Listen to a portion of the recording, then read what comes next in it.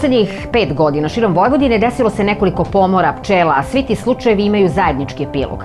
Niti su osuđeni krivci, niti je nadomeštena šteta pčelarima. Gotovo da ne prođe godina da se tako nešto ne desi, upozoravaju pčelari i nadaju se boljem tretmanu od strane nadležnih institucija u novoj sezoni, jer ovo što se radi krilatim farmaceutima ravno je genocidu, smatraju oni. Kada se početkom septembra 2017. desilo trovanje pčela u ataru nekolicine sela u okolini Bačke Topole i kada je uništeno preko 1000 košnica, vrlo brzo oglasilo se resorno ministarstvo i dalo čvrsto obećanje da će im šteta biti isplaćena. To obećanje potvrđeno je i na sajmu pčelara Dunavskog regiona u Novom Sadu sredinom novembra, ali do danas to se nije dogodilo.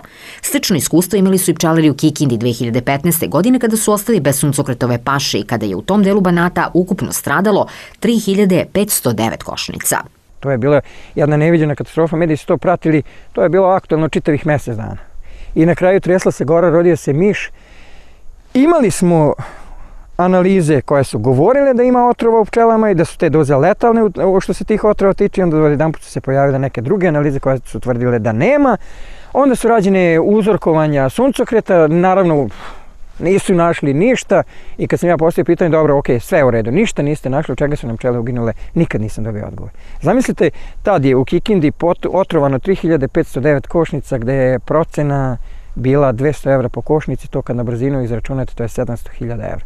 To vam je 700 krava uginulo za par dana u Kikindi gledajući vrednost.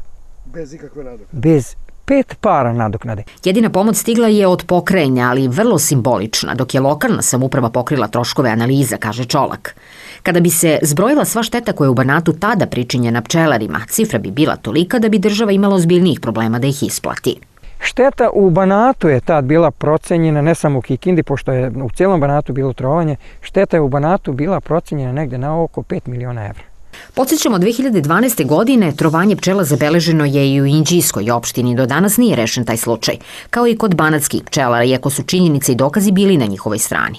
Poslednji slučaj u Bačkoj Topoli je drugačiji od ta dva, jer se tamo zna da su pčele stradale usled avionskog zaprašivanja, ali da je ministarstvo stalo ispred i obećalo obeštećenje koje pčelari toga kraja još uvek nisu dobili.